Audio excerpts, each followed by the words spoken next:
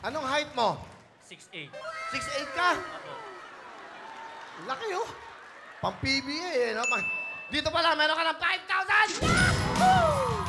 5,000 kagad. Anong kulay? Dalawa na lang, pink at blue.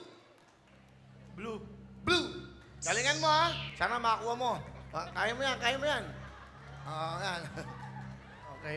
Anong poste ng mineral ko to? Okay. Alright. Ilan taon ka na? Magte-29 po sa February 16.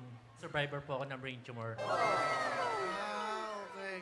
Second life ko po to, kaya papasalamat ako kay God. Napahan natin. Gusto ko mag-work, kaso hindi raw pwede, sabi ng doktor, kasi bawal daw sa akin magtrabaho na mabigat. Medyo nalungkot po kasi ako kasi yung pangarap ko na gusto kong mapaglaro ng basketball, hindi natupad eh. Kasi siguro hindi para sa akin yun. Kaya ayoko lang umiyak. Okay lang yun.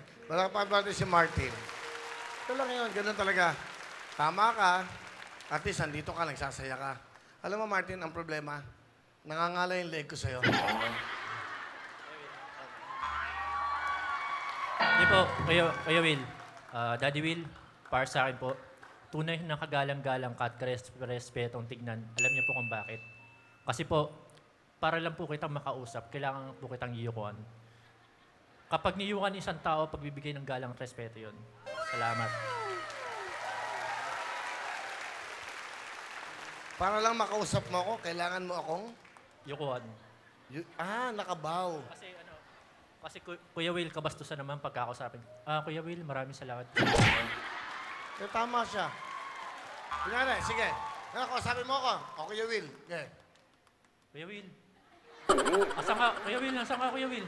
Daddy Will, nasan ka? Ito! Wala. Galing, ha? Para kang isang kawayan. Hindi, isang kawayan. Halong tumataas, lalong nagpapakumbaba. Hindi ba yun ang kawayan? Pag hinahangin lagi, pero hindi siya bumabagsak. Galing, ha?